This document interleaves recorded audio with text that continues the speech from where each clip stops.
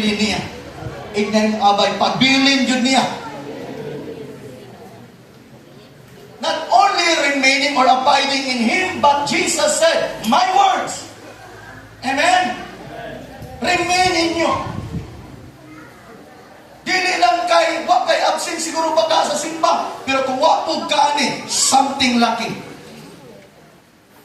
Ma-trouble ka gyapon tungod kay, the only way to become more stronger, to be firm enough in our serving God, is by learning more, studying more, pondering the message, the word, and the scripture. Amen? Because the only food that can strengthen our faith, that can elevate us, amen, na mutubo tayo in a higher position, higher dimension of God's anointing, we must feed ourselves with the word of the Lord. Tapapakan sa Lord. To become intentional in the words of God, develop your faith and passion. Say with me, develop. Now, importante ni kain na to. Dili ta mo sugot nga sasama sa gihapon ingunana ra ka. Ingay mo kabay ay sugot ingunana ra ka. Amen. Develop your faith. Mabitaw ni Jesus, dunay panahon imong sa mga tinunan. Asa ba yung pagtuo? Tungod kay ang pagtuo magaigsunan, gikinahanglan ni mulihok. Gikinahanglan ni ma-develop, gikinahanglan ni ma-enhance. Amen. Gikinahanglan ni ma-cultivate, makaigsunan. Of course, your passion. Ang imong gugma diha sa Diyos, sa trabaho sa Diyos. Jesus is full of compassion. He said, my food is to obey God's will and to finish the works of Him. Samtang buhay ta, wa panahuman na itong mission. Amen. You have to perceive your calling and of course your assignment. As a being Christian, serving the Lord, there is more. There is more na trabaho na ito. Amen. Finishing the works of God, as long as we are still alive, there is more works. Amen. Dagan pang trabaho.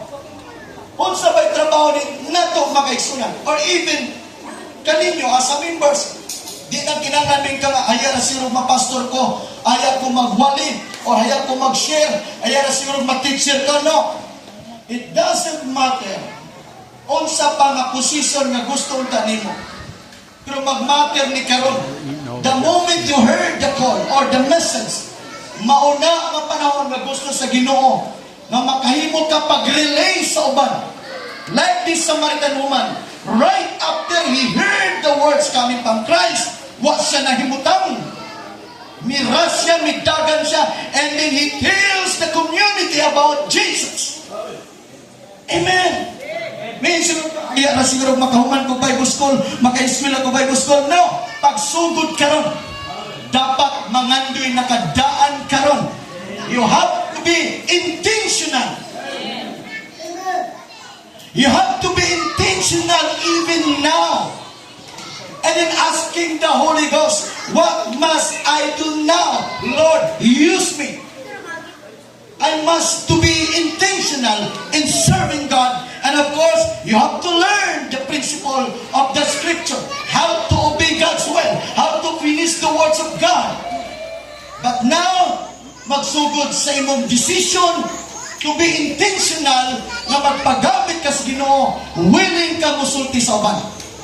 Lisod ba diya ang pagsulti nga Brad, gigugma ka sa Ginoo? Lisod ba diya ang pagsulti nga abi nimo, friend, si Jesus na higugma nimo, namatay siya sa cross sa Kalbaryo, aron nga malukat ka, maluwas ka.